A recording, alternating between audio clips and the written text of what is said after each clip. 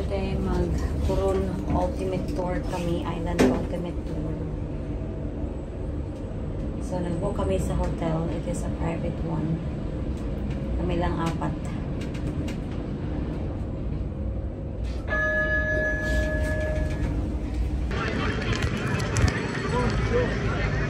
We're following. We're following.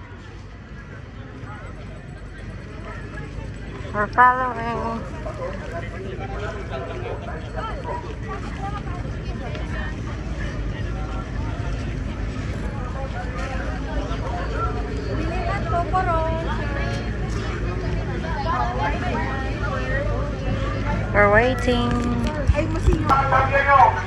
We're waiting sa aming guide, mga loves. Paalam nyo, while waiting, may nakita kaming isda. Tingnan nyo. Ay, kana zoom in. Ay, yan.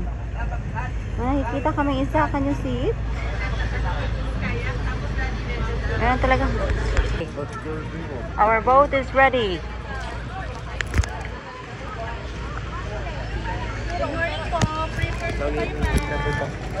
Thank you.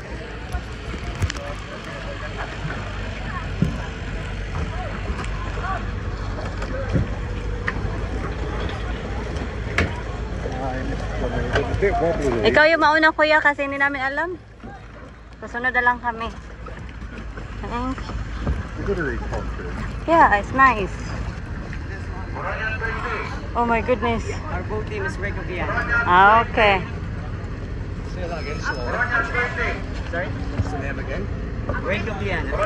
Rico Giana. Giana. Kailangan namin magsuot ng life jacket for the safety.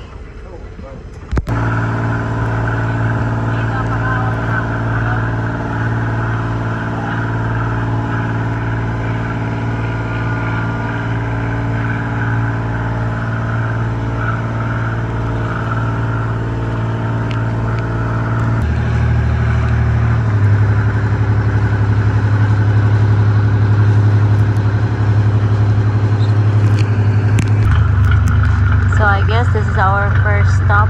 Mag-i-snorkeling kami. Wala akong underwater camera. So, all you can see is above water.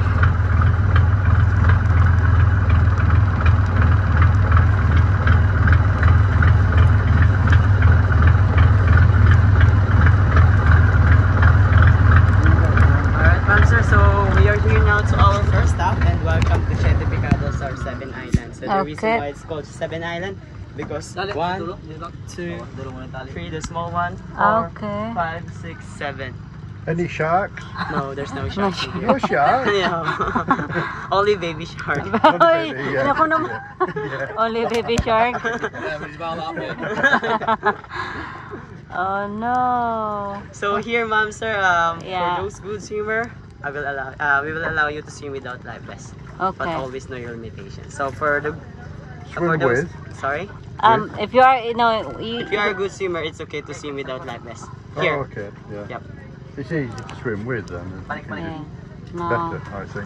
So since Okay. it is a private swim, ma'am, sir, here it's Yeah. our other destination. I will give you some limitation time so you can manage your time of which challenge you want to stay longer. Okay. So tapos na kami sa aming first stop. So we're heading now to our second stop. So Kayangan Lake yung second stop namin.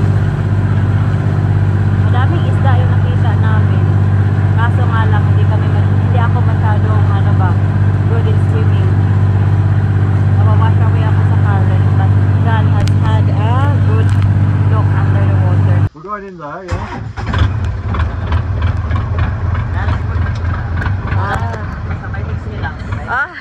Are you gonna be the rose? I see. Looks nice. Kita na po ninyo yung kahit doon. Okay. Ito, hinana. Alit na para na po mga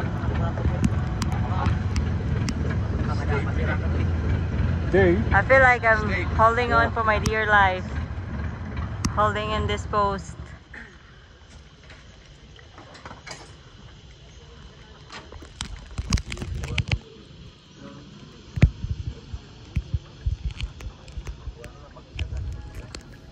As I mentioned nga, wala akong underwater camera or wala akong drone. So, hindi nyo talaga masyadong ma-appreciate yung beauty ng Coron kasi iba talaga yung shot ng drone kaysa sa phone.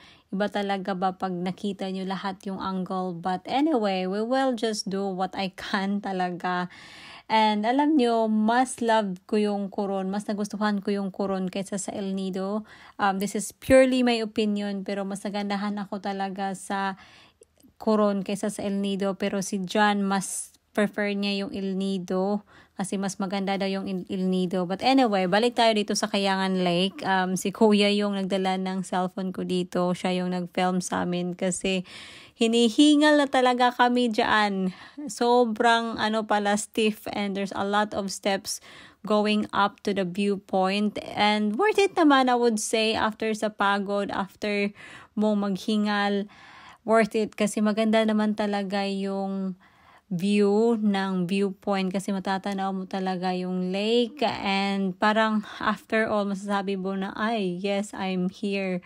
So tick off na sa bucket list mo ba na nakapunta ka dyan.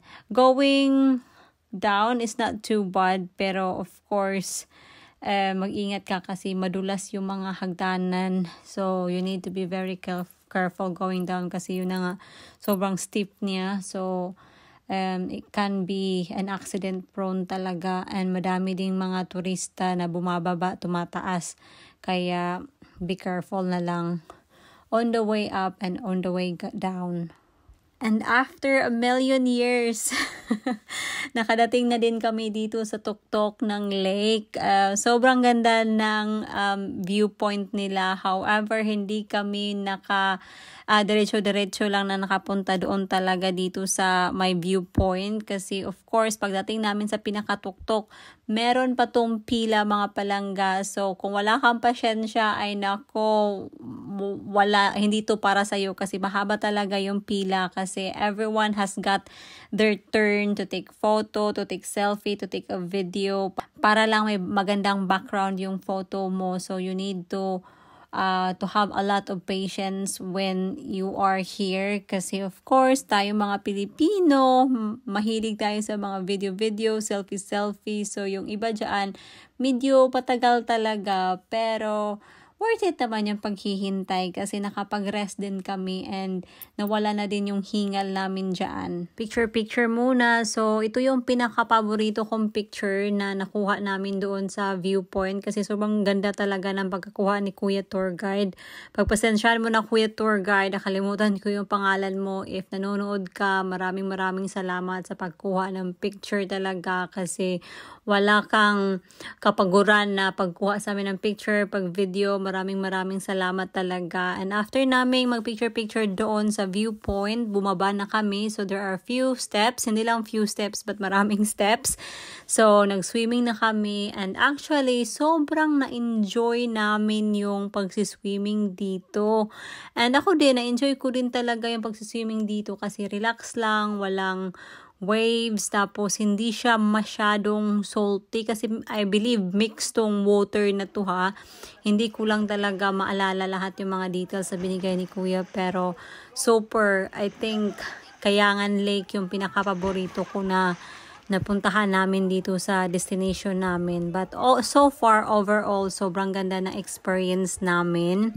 And after that, we are on our way to the boat para pumunta sa another island ata. Yes, tama. So pumunta nga kami sa another island. I could be wrong what's the name of this island, but don't quote me for this ha. But I think pumunta kami sa Barracuda Lake before kami nag-lunch para maghanap ng barracuda na isda. Wala kaming nahanap mga palangga, but we did enjoy our swimming here as well, just like sa Kayangan, pero mas prefer ko yung Kayangan Lake. And kung hindi man tama yung name sa lake na to, pagpasensya nyo na kasi as I said, medyo matagal-tagal na tong video na naka-imbak sa aking phone, kaya pagpasensyahan nyo na talaga, kayo na lang yung mag-adjust. So after namin dito sa Kayangan Lake, No, kaya nga like, barakuda. Ito na nga, nag-mix-mix na yung mga thoughts ko dito. So, after namin dito, nag-lunch na kami dito sa another island, which is nakalimutan ko na naman kung ano yung pangalan. May mga isda kami nakikita ni Ate Liza dito. So, sabi ng tour guide namin, they have to prepare the food for about 10-15 minutes. So, we're just killing our time here. Now, why?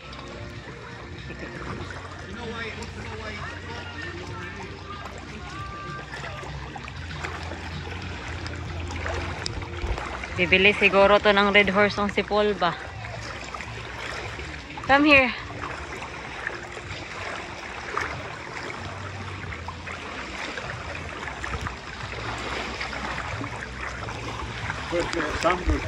Papunta-punta pa sila dito. Wala namang bibilhin.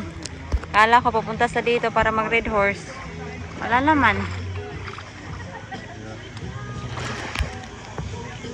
Yes, Mike.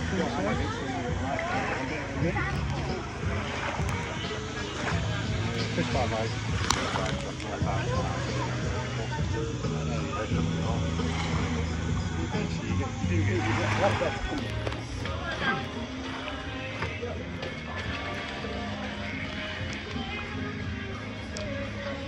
Ang dami naman ito, kuya. Sa inyo po talaga yun, ma'am. Diyos ko, ang dami. Looking good. Thank you. So this is the food. Thank you guys for preparing That's chicken. chicken. Big fish. Anong fish to, kuya? Tuna, ma'am. Tuling. Ah, tuna. Tuna. Yeah. Tuna. Little tuna fish. Sige na, eat na. Eat na, guys. Eat na, eat. Thank you. Eat na. Come on, man.